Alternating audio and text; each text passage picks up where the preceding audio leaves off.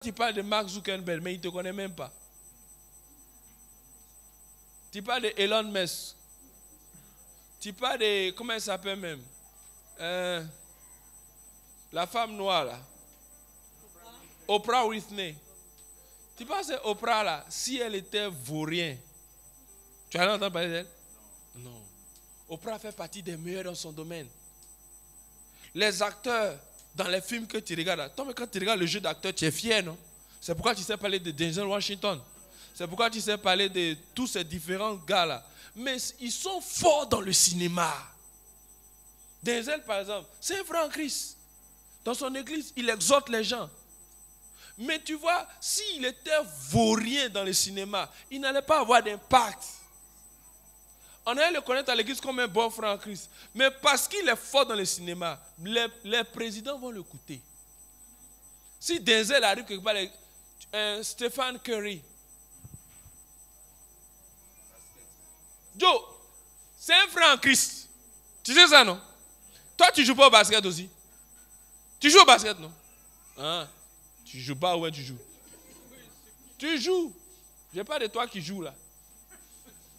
Même si ce n'est pas basket, c'est un sport. Mais tu ne vaux rien dedans. Envoyez. Oh, ballon arrive. Oh, j'ai manqué ma truc.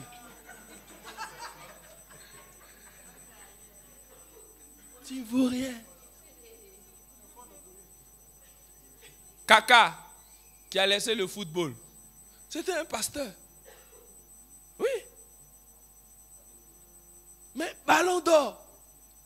Frère, on ne l'a pas connu en tant que pasteur, on ne l'a pas connu en tant que frère en Christ. On l'a connu en tant que Kaka le footballeur.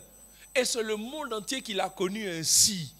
Frère, on n'impacte pas les nations avec ta vie spirituelle. On impacte les nations avec ce que tu es fort dedans.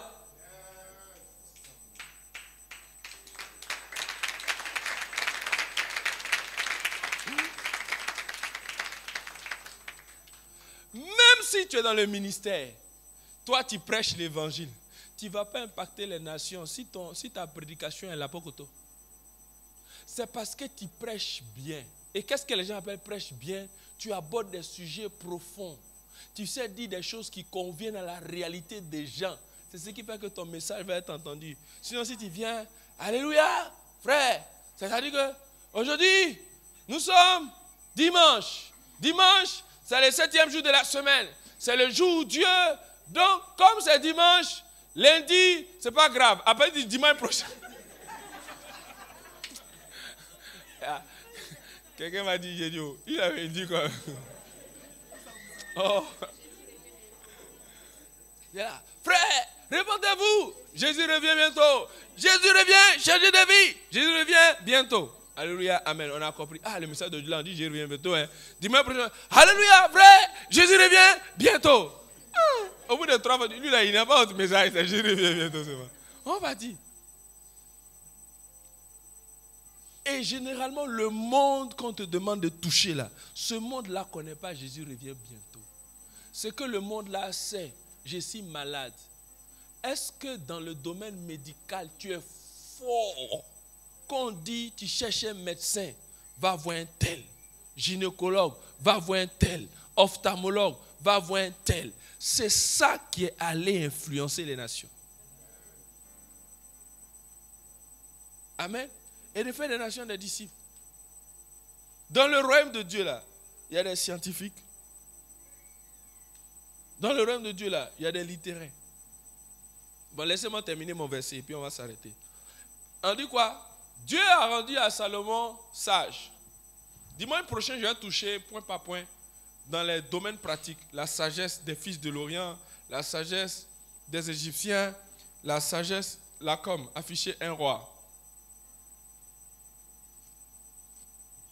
1 Roi chapitre 4. Je suis au verset 30. La sagesse de Salomon surpassait la sagesse de tous les fils de l'Orient.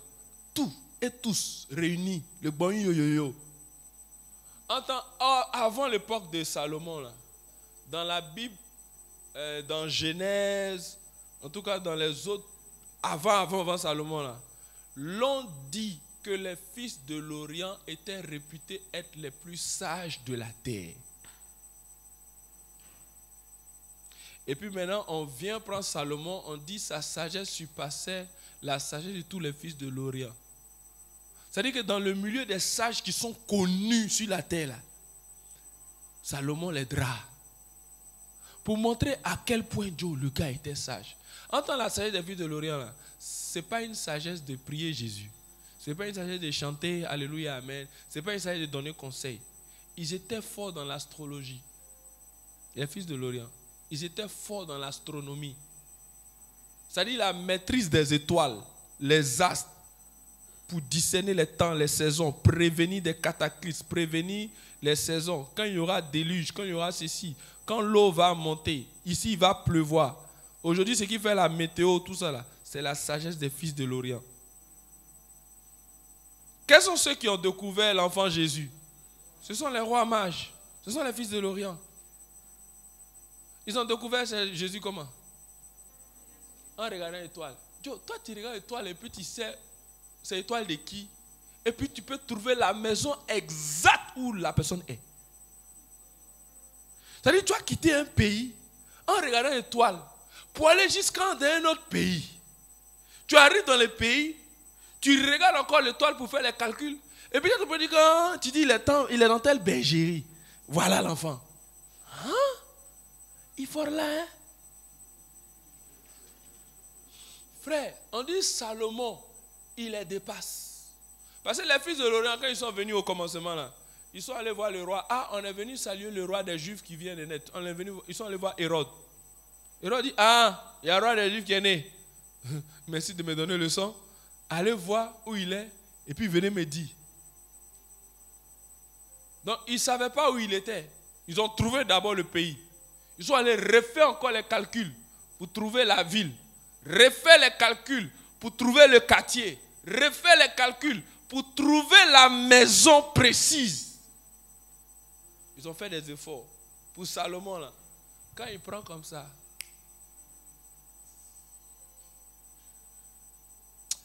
il est à longitude 15 degrés 28.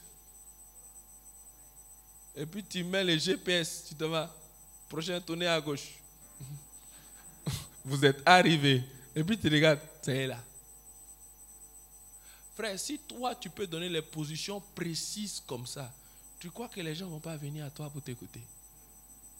Tu crois qu'ils ne vont pas te demander, montre-nous, on veut faire comme toi. Montre-nous, on veut faire comme toi là. C'est ça, fais de nous tes disciples. Et puis maintenant tu vas leur enseigner comment je suis arrivé là. C'est Jésus. Voilà les principes avec lesquels nous on fonctionne. Nous là, dans notre royaume là, c'est la justice, c'est la droiture. On aime son prochain, on aime Dieu. On n'est pas dans les marmailles. C'est ça la mission de l'église. Alléluia, on maîtrise les choses. Et continue le verset 31. Il était plus sage qu'aucun homme, plus que Tan, les Ragis, plus que Man, Kalkol et Dada, les fils de Machol. Et sa renommée était répandue parmi toutes les nations d'entour. Continue. Il a prononcé 3000 sentences. Il a composé 1005 cantiques. C'est-à-dire, tu es un roi. Tu dois gérer tout un pays. Il y a tellement de relations que tu dois maintenir. La paix, les problèmes qu'on envoie. Dans tout ça, là, lui, il a le temps pour écrire 1000 cantiques. Toi, tu n'as pas toutes ces responsabilités. Tu n'as pas le temps pour t'asseoir, pour lire un livre. C'est toi qui es occupé. C'est quelle sagesse qui fait que malgré toutes ces occupations d'être roi de la trempe de Salomon, d'avoir toutes les personnes de la terre qui viennent me solliciter, qui viennent m'écouter, les problèmes qui viennent à moi, demander solution, gérer les relations extérieures, gérer les rois d'Égypte, pour ne pas qu'il y ait la crise, pour ne pas qu'il y ait la guerre, mais qu'il y ait toujours la paix. Et puis j'ai le temps de faire 3000 sentences. J'ai le temps d'écrire 1005 cantiques. C'est pas fini. Continue. Il a parlé sur les arbres. Depuis le cèdre du Liban jusqu'à l'hysope qui sort de la muraille. Hein? On n'a pas dit qu'il a parlé sur des arbres. On dit il a parlé. Le mot il a parlé, ça veut dire qu'il a donné des discours, il a donné des enseignements, il a donné des connaissances, des révélations sur les arbres. Pas des arbres, mais les arbres. Et puis on te dit la tranche. On dit il a commencé, cèdre du Liban.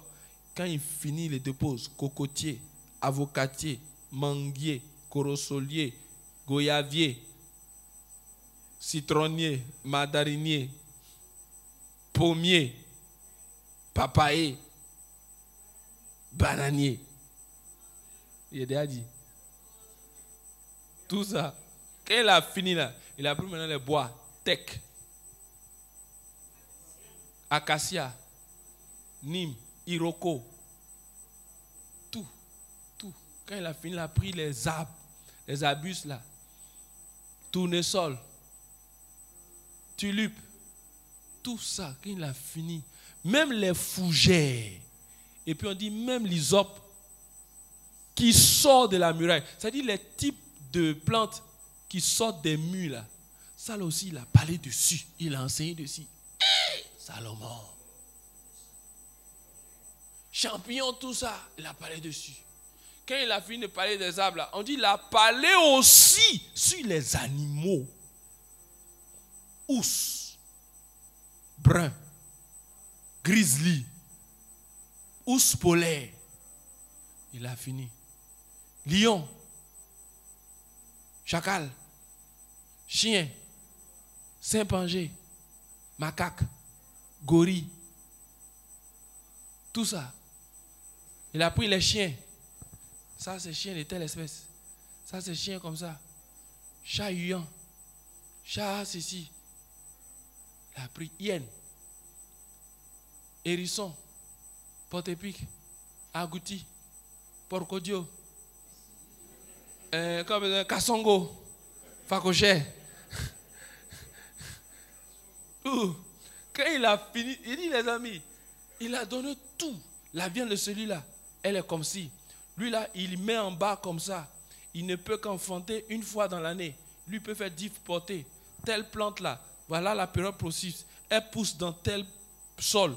Voilà. Pédologie. Les racines là, ça soigne telle maladie. On peut ça pour faire ceci. Parce que dans la sagesse des Égyptiens, justement, il y avait la connaissance des plantes pour soigner. Et la sagesse de Salomon surpassait. Quand il a fini avec les plantes, viens. Les animaux. Il appelle aussi sur les oiseaux.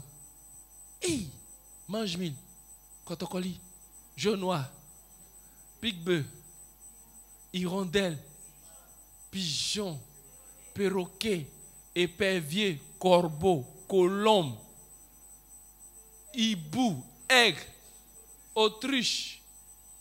C'est-à-dire, il y a tellement d'oiseaux. Il a parlé sur tout cela. Poulet, canard, oie, caille, pintade. Il a parlé sur les reptiles. Caïman, varan, crocodile, alligator, margouillat, lézard, salamandre, gecko. Qui encore? Reptile. Serpent, caméléon. Tout. Il a parlé sur eux. Il a déposé. Quand il a déposé encore, il a pris les poissons. Tilapia, mérou, requin, capitaine, brochet, chacha, chien dent, chouchou, chéché, tout. Tout type de poisson. Maï, maquereau. Quelqu'un dit à Jova.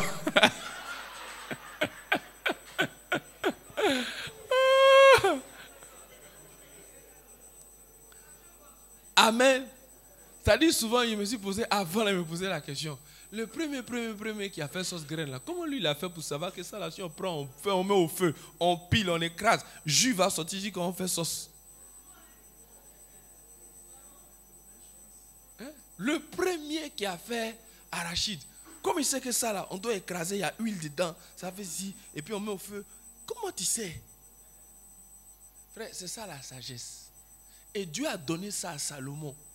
Et c'est avec cette sagesse-là que Salomon a bâti la maison de Dieu. C'est avec cette sagesse-là que Salomon a régné sur le peuple de Dieu. C'est avec cette sagesse-là que Salomon a construit son palais. C'est avec cette sagesse-là que durant tout le règne de Salomon, il y avait la paix. Alléluia. Il donnait des conseillers. La reine de Saba, elle a quitté le midi, c'est-à-dire le sud. Elle est venue jusque pour l'écouter. Et puis, elle lui a fait des présents. Quand elle a fini, on dit la reine de Saba lui a posé tout type de questions. Et à toutes les questions, il a donné une réponse. Salomon, dans mon royaume, là, il y a telle chose, comment on gère? Présentement, il y a telle maladie qui nous fatigue là-bas. Ah, ça fait qu'il y a beaucoup d'épidémies. Qu'est-ce qu'on fait? Chez toi, là-bas, tu n'as pas encore eu ça? Non, les questions d'épidémie, si c'est choléra, voilà ce qu'il faut faire.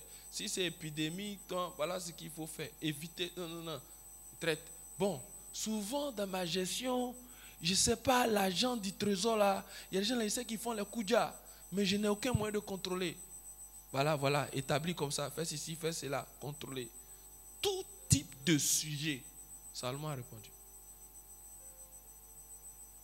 Alléluia.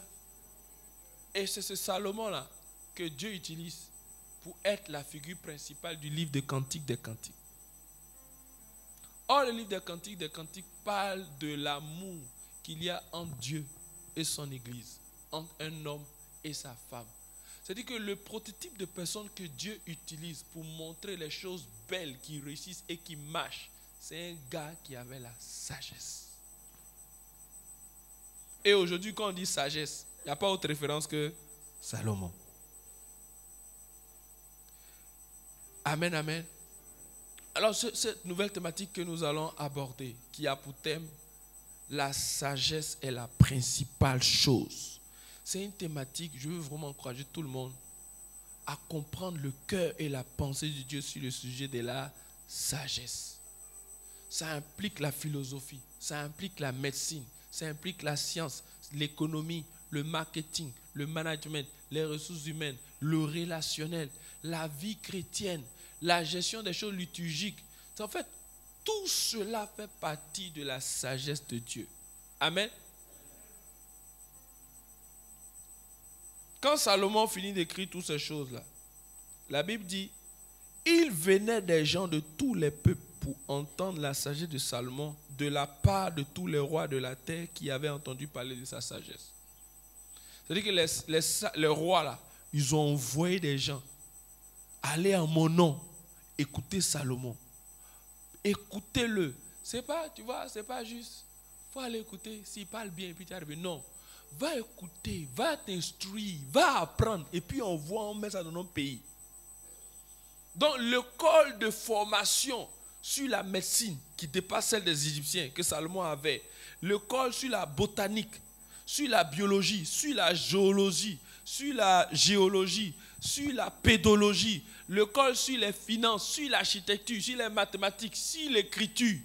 Les gens sont allés copier chez Salomon et puis ils sont partis appliquer chez eux. Amen. Et c'est ça l'influence de l'Église. C'est à cela que Dieu nous appelle. C'est ça le royaume. C'est juste qu'avant d'aller à cela, Dieu veut au préalable nous donner les valeurs du royaume. Le côté des prédications de l'Église là, où vivez dans la sanctification, ça c'est ce qui concerne les valeurs. Mais il y a les valeurs et puis il y a les compétences. Il y a les valeurs et puis il y a le don, il y a le savoir-faire, il y a le savoir-être, il y a la connaissance. Amen, amen. C'est pourquoi il faut pas juste être fort et puis tu n'as pas de bonnes valeurs. C'est ce que la Bible dit. Mais il ne faut pas avoir de bonnes valeurs et puis tu ne vaux rien. Ça ne va pas aller quelque part. Amen, amen. Proverbe chapitre 4, on va descendre avec. Bon, est-ce qu'on va descendre avec? Oui, on va descendre avec. Proverbe 4, verset 7. Voilà comment Louis II a présenté ce passage. Vous savez, je vais vous expliquer, au commencement, Dieu créa les cieux et la terre. Et le mot commencement, Reshit, ça vient d'un préfixe roche qui veut dire la tête. Et c'est ça qu'on dit, Jésus est la tête. Amen. il est le premier-né. Mais le premier-né, là, ce n'est pas en termes de en compte. C'est-à-dire, il est le prototype premier. Mais en même temps aussi de rang. Ce n'est pas premier de chrono compté, mais c'est premier de rang en termes de supériorité, en termes d'importance, en termes de valeur. La chose qui a premièrement de la valeur. De toute façon, il a dit, cherchez premièrement le royaume et sa justice. Donc, il y a le royaume et puis il y a sa justice. Sa justice, là, c'est dedans on trouve ses valeurs, ses principes. Mais le royaume, là, ça parle de la dimension de la domination, de la dimension de la connaissance. Et on ne bâtit pas un royaume sans la sagesse. C'est pourquoi tous les rois avaient compris qu'il fallait être sage pour bien diriger. Amen. On y va. Il dit quoi? Voici le commencement de la sagesse. Ça, c'est la traduction de Louis II. Une traduction un peu littérale, mais qui fait perdre le sens à son verset. Parce qu'en hébreu, il a dit Roshit Hokma. Roshit, c'est ça qui est commencement. Hokma, c'est la sagesse. Donc, ça veut dire commencement de la sagesse en français. N'oubliez pas que quand on traduit une langue, souvent il y a des mots qu'on ajoute pour donner un sens à la traduction.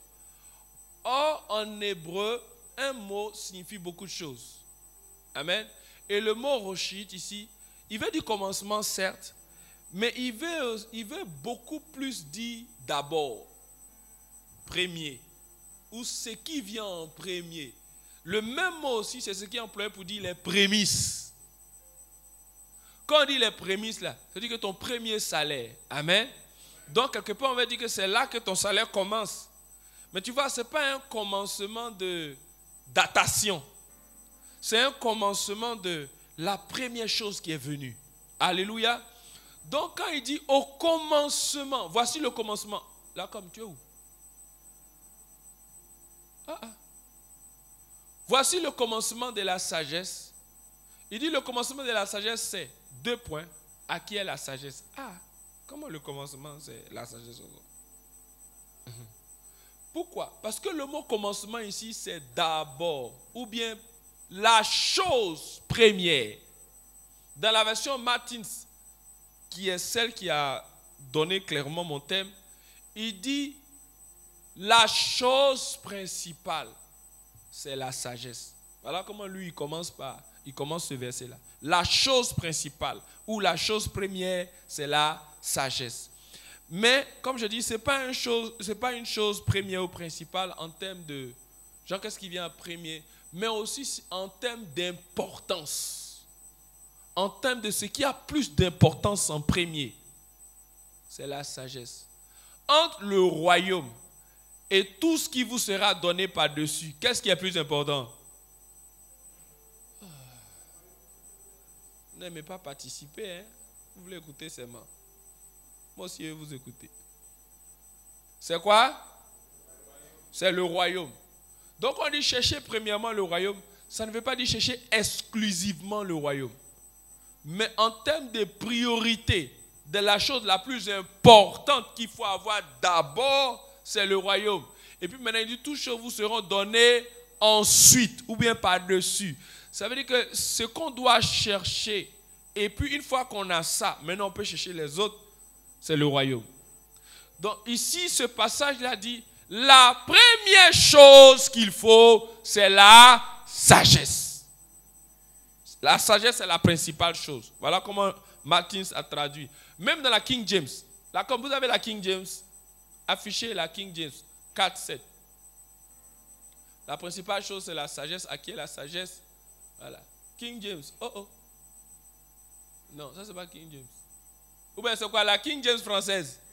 Ah, d'accord. Je pensais que c'était anglais. La King James dit, la sagesse est la chose. Dis plus fort. 1, 2, 3. Encore. Donc je te pose la question. Quelle est la chose principale? Quelle est la chose principale? Est-ce que l'argent est la chose principale? Est-ce que mariage est la chose principale? Est-ce que voyage est la chose principale?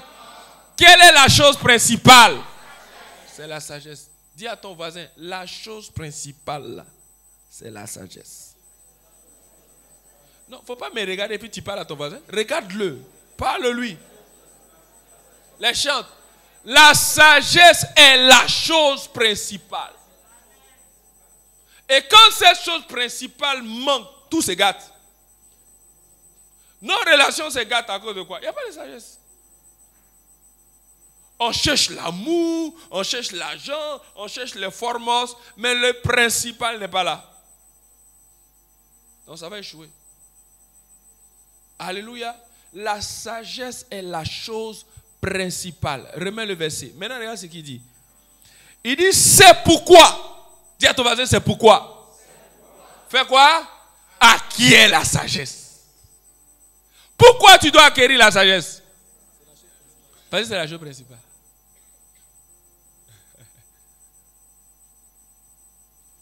Pourquoi tu dois acquérir la sagesse? C'est la chose principale. En fait, c'est comme quand on dit la pierre angulaire est devenue la principale de l'angle. C'est la même expression. La pierre angulaire, là, tu la retires, tous les bâtiments se fondent. Oui. Une pierre angulaire en architecture, tu retires la pierre angulaire, tout se fonde. Tout l'édifice repose sur la pierre angulaire. C'est pourquoi il dit les bâtisseurs ont rejeté la pierre angulaire. Il est en train de dire quoi? En fait, tout est une affaire de bâtir, de construire. Et les gens ont voulu construire sans la chose principale. Ils ont manqué de sagesse. Ils n'ont pas eu la sagesse dans leur construction. Les gens qui se font appeler les francs mécaniciens, là, en fait, c'est parce qu'en réalité, quand tu déchiffres bien la Bible et l'Ancien Testament, on nous parle de bâtir, de construire. Dieu a bâti la terre, il a construit la terre. On demande de gérer. Construire une entreprise, construire une famille, construire une maison, construire des relations. Tout est une affaire de bâtir. Même on dit les saints ont été donnés, les pasteurs, les apôtres, ils ont été donnés pour l'édification. Édifice, c'est quoi? C'est un bâtiment. C'est de là qu'est venu le verbe édifier. Édifier là, ça veut dire construire, ça veut dire bâtir, ça veut dire construire. Donc toi-même, ta construction, ton édification, ton homme intérieur là, c'est la sagesse, la chose principale pour t'édifier toi-même. S'il n'y a pas la sagesse, tu es mort. Maintenant, la pierre angulaire, c'est Christ. C'est pourquoi Christ est au cœur de la sagesse de Dieu. Et on a comme l'impression que parler de la sagesse de Dieu, c'est parler exclusivement de Christ. C'est la pierre angulaire. Mais une maison ne se bâtit pas qu'avec une pierre angulaire. Il faut la pierre angulaire. Mais il n'y a pas que la pierre angulaire. Et nous, on veut construire une maison, on se promène avec une seule pierre, on dépose ça et puis on croit que c'est suffisant. Non, il n'y a rien. C'est parce qu'il y a d'autres pierres même qu'on peut dire celle-là, elle est angulaire. Parce qu'il faut que les autres là se positionnent de sorte à faire l'angle où on placer la pierre là. Alléluia. Il dit la sagesse est la chose principale. C'est pourquoi acquiert la sagesse. Et le mot acquérir ici, acquiert la sagesse, c'est le mot kana, Q-A-N-A, qui veut dire achète. En fait, acquérir ici, ça veut dire qu'il y a une dépense à faire. Il y a une question de prix à payer. Et il dit, avec toutes tes acquisitions, acquiert l'intelligence. Donc la deuxième chose qui met en paix avec la sagesse, c'est quoi? L'intelligence. C'est quoi il met? Oh, mais vous ne répondez pas. On a déjà fini. Dites vite, on va partir. Si tu es duré là, hier me dit que peut-être que tu n'as pas compris. Hier, appuyé encore. Donc pour me montrer que tu as compris, il faut parler vite. Là, on veut partir. Alléluia. Amen. La chose principale, c'est quoi? Quelqu'un a dit l'intelligence. La chose principale, c'est quoi? C'est pourquoi acquiert, achète, procure-toi la sagesse. Il ne faut pas essayer de te procurer un homme. Mais tu ne veux pas que tu prends, tu paies. Tu prends, tu paies. Tu cherches une femme, tu prends, tu paies. Ou bien ce gourmet, dit feu. Parce qu'on ne comprend pas les voies de Dieu. On dit la chose principale. Et ce qui est bien dans ce verset, il n'a pas dit la chose principale pour les questions de travail. On dit la chose principale. C'est comme si pour toute affaire que ce soit sur la terre, là, la principale, c'est la sagesse. Peu importe le domaine dans lequel tu te trouves, la principale, c'est la sagesse. Tu fais finance, la principale, c'est la sagesse. Tu fais commerce, la principale, c'est la sagesse. Tu es psychologue, la principale, c'est la sagesse. Tu es quoi? La principale, c'est la sagesse. Tu fais quoi? Tu vas à l'école. La principale, c'est la sagesse. What do you do? Footballeur, la principale, c'est la sagesse. And you? La principale, c'est la sagesse. Basket, principale, c'est... Whatever you do, la principale, c'est la sagesse. C'est pourquoi acquiert ce qui est principal, la sagesse. Maintenant, c'est-à-dire quand tu as fini d'acquérir la sagesse, bon, en anglais, King James anglais dit quoi? Wisdom is a principal thing. Therefore, get wisdom. And with all thy getting, get understanding. C'est-à-dire, tu vois, le therefore là, c'est pourquoi, à cause de ça, faut chercher la sagesse, faut acquérir la sagesse. Ce n'est pas parce que ça fait beau d'être sage, c'est parce que c'est la principale. Alléluia. C'est parce que c'est la principale. Ésaïe 58, verset 1 à 2. Ésaïe 58, verset 1 à 2. D'accord. Let's go. Dada. Ésaïe 58. Il dit, non, 58, pas 52, 58. Pardon, Ésaïe 11. Qu'est-ce que je raconte? Ésaïe 11. Dis avec moi Ésaïe 11. Verset 1 à 2. Ésaïe 11. Puis un rameau sortira du tronc d'Isaïe et un rejeton naîtra de ses racines. Continue, verset 2. L'esprit de l'Éternel reposera. Après ça, il y a quelle ponctuation? Donc, qu'est-ce qui va se passer? Il va expliquer, ça a reposé sur lui en comment? Et puis il dit quoi? C'est par la principale il a commencé. Il parle de Jésus. C'est lui qui est le rameau qui sortira d'Isaïe, le rejeton. On dit l'esprit de l'Éternel reposera sur lui. Frère, l'esprit de Dieu qui est venu là, ce n'est pas un esprit de... seulement.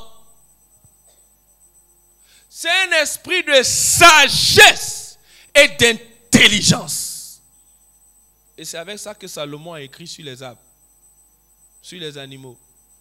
Tu es sûr que l'esprit de Dieu est sur toi? Pourquoi tu ne vaux rien à l'école?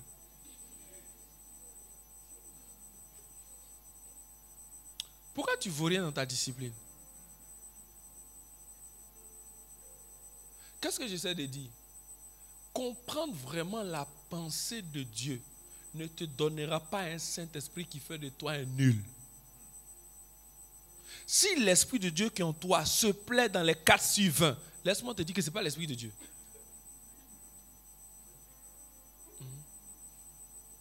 Ce n'est pas l'Esprit de Dieu. L'Esprit de Dieu ne travaille pas comme ça. Continue. Esprit de sagesse et esprit de conseil et de esprit de connaissance et de crainte de l'Éternel. C'est ça qui est venu en premier.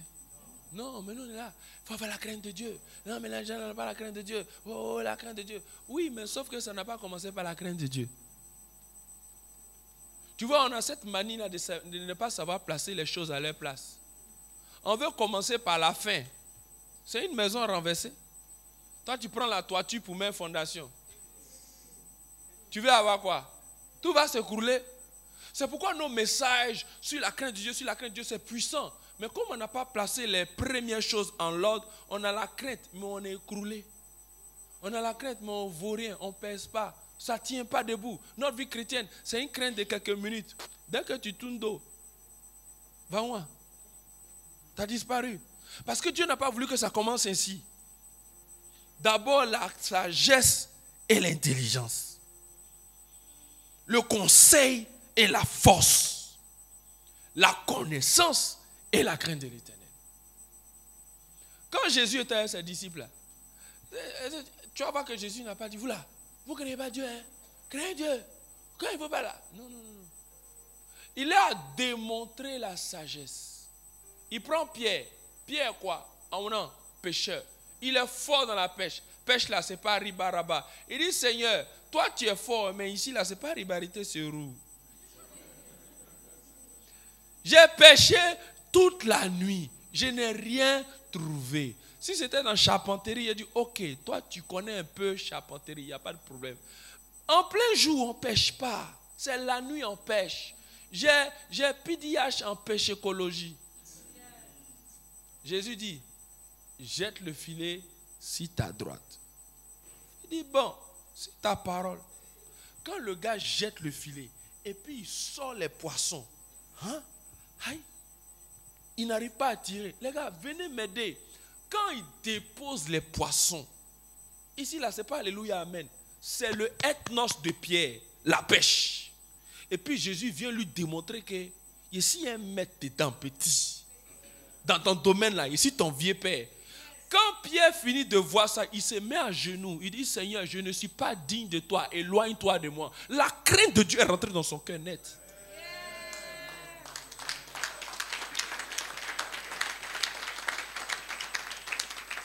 Et là, tu vois, il y a une crainte de Dieu que tu vas inspirer quand tu vas commencer à démontrer la sagesse de Dieu dans ton domaine.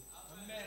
Quand tu vas dire, tu n'auras pas besoin de dire même, à ton contact, tous ceux qui fument, tous ceux qui font une mauvaise vie, eux-mêmes, ils vont vouloir se ranger, tranquille. Pasteur Mohamed donne son témoignage. Il joue au tennis de table. Il a un niveau professionnel. C'est-à-dire que Pasteur Mohamed peut faire compétition nationale. Alors, quand il a commencé, il prêche il y a longtemps. Tout le monde le connaît. Amen. Son coach qui prend là, le jour le coach là le rencontre là, c'est pas aujourd'hui il est Pasteur Mohamed. Il y a longtemps il est Pasteur Mohamed. Et puis ils vont commencer les séances d'entraînement. Séances d'entraînement. Mais le niveau d'excellence du Pasteur Mohamed, il n'a même pas parlé au gars. Un matin, le gars arrive, Pasteur, je ne sais pas qu'est-ce qui m'arrive. Je mène une mauvaise vie, j'ai changé. J'ai décidé de donner ma vie à Jésus. Je vais arrêter tout ça. Quelqu'un m'a dit non, c'est son onction. Mais pourquoi le premier jour il n'a pas fait ça? Parce que l'onction, il y a longtemps il a ça. Ou bien non, c'est une de ses prédications. Il y a longtemps il sait que les gars prêchent. Mais tu vois, ce qui a permis à Dieu de toucher ce monsieur-là et puis de donner la crainte, la révérence pour arrêter sa mauvaise vie-là, c'est le domaine d'excellence dans lequel Pasteur Mohamed était.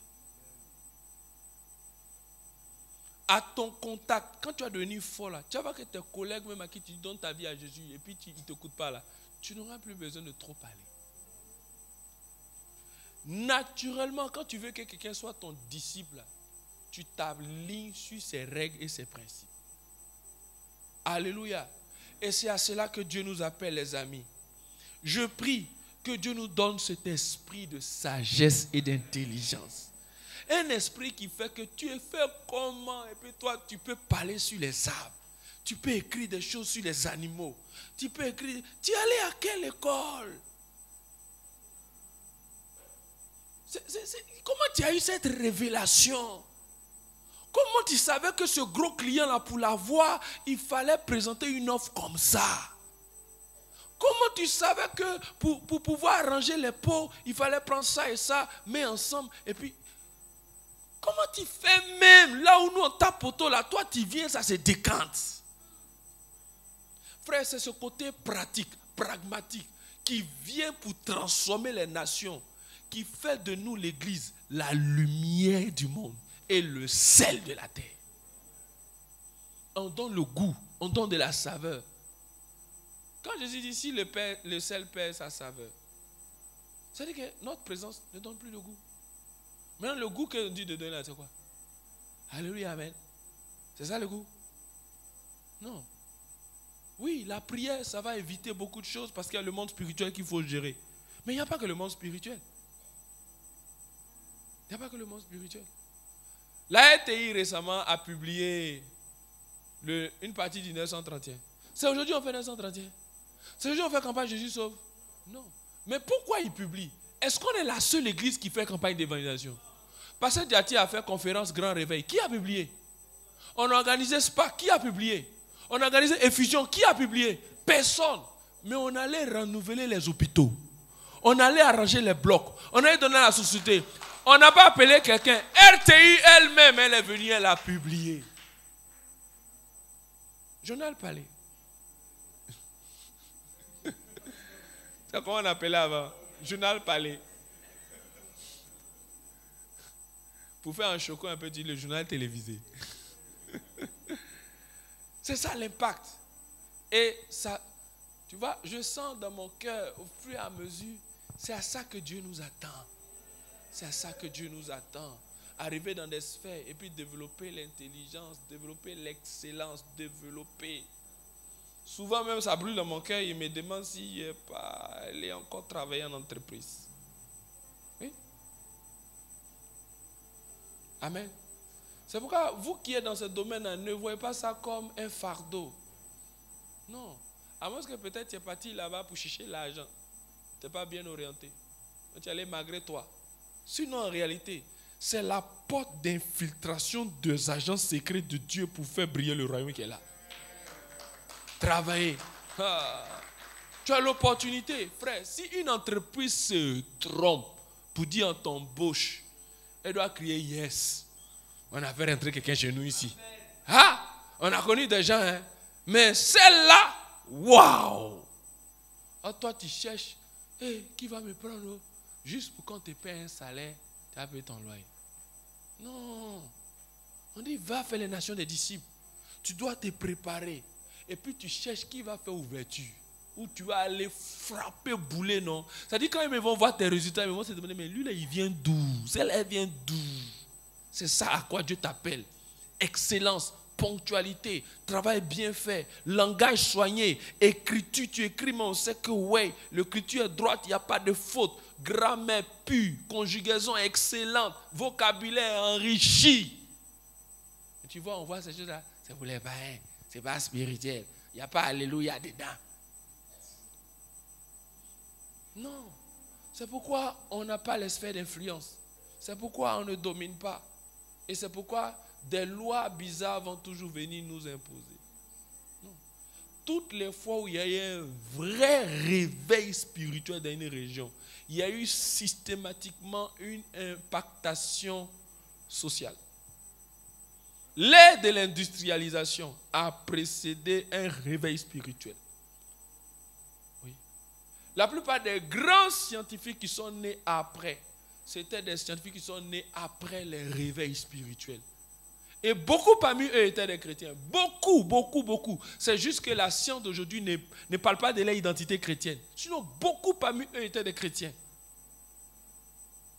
Alléluia. Des innovations. La Corée du Sud. Vous savez que la Corée du Sud était au même niveau dans les années 80 que la Côte d'Ivoire? Aujourd'hui, tu ne peux pas être eux. Pourquoi? Yonggi Shoyi a apporté un grand réveil. De son église, ils sont sortis de grands puissants. Aujourd'hui, Samsung est né. Mais son église, là, ce sont les dirigeants de Samsung. Quand Dieu remplit, quand l'esprit réel de Dieu arrive là, on dit esprit de sagesse et d'intelligence.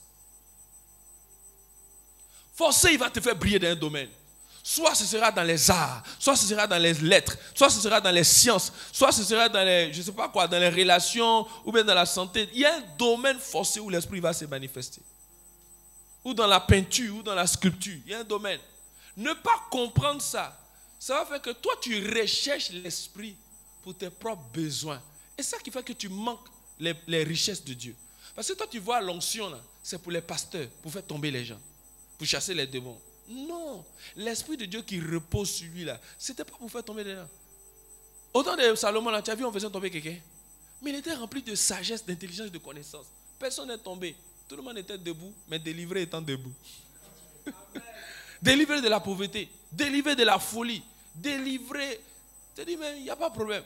Même esprit de guerre ne peut pas se lever. Rébellion ne peut pas se lever. C'est-à-dire, un esprit de rébellion même qui a venu envoûter quelqu'un même ne s'est pas levé au temps de Salomon. C'est comme si la richesse même chasse les démons. Oui. C'est pauvreté qui fait qu'il y a des mots de Nkunku. Oui, bré là, c'est la pauvreté qui fait que tu as le temps de t'asseoir pour faire bré. Jalousie, envie, c'est la pauvreté. Sinon, si tu es riche, tu as l'argent, tu as quel temps pour faire bré, critiquer. Ils sont sapés comme ça là. Est-ce que tu connais où l'argent là vient? Mon cher, nous on n'a pas, mais pour moi, on est dans le Seigneur. Il ne faut pas envier l'homme, hein, tu ne sais pas où. Pour te consoler de ta pauvreté, tu es vaincu. Non. Amen. Je l'ai dit la dernière fois. Quand on chasse un démon là, il va où? Dans les lieux arides. Un lieu désert. Quand on dit richesse là, ce n'est pas lieu aride. La richesse, c'est toujours un endroit de prospérité, un endroit fertile.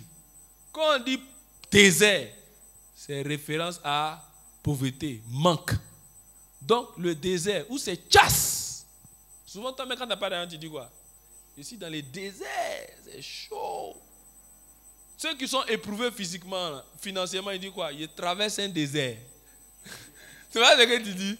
Ah. Maintenant, on dit le désert, là, c'est l'endroit privilégié des démons qu'on chasse. Quand un esprit est sauté, il va dans les déserts cherchant du repos. Donc, quand tu es pauvre, là, tu attires trop les démons. Le problème, c'est que toi, tu es pauvre financièrement. Tu es pauvre intellectuellement. Tu es pauvre émotionnellement. Même spirituellement, mais tu es pauvre en versets bibliques. Tu es pauvre en temps de prière. Bon, toi, mais on fait quoi? Démon spirituel, tu as ça. Parce que tu l'attires. Démon émotionnel, tu l'attires. Tu es pauvre émotionnellement. Manque d'estime de soi, manque de connaissance de soi.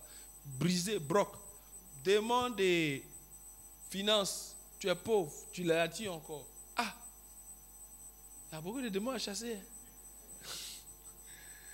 Deviens riche. À qui est la richesse? Alléluia. Oui. La sagesse apporte toujours la richesse.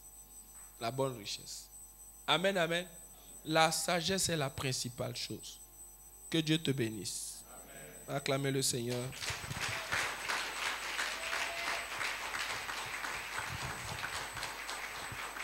On va se tenir debout, on va prier, on va demander la sagesse.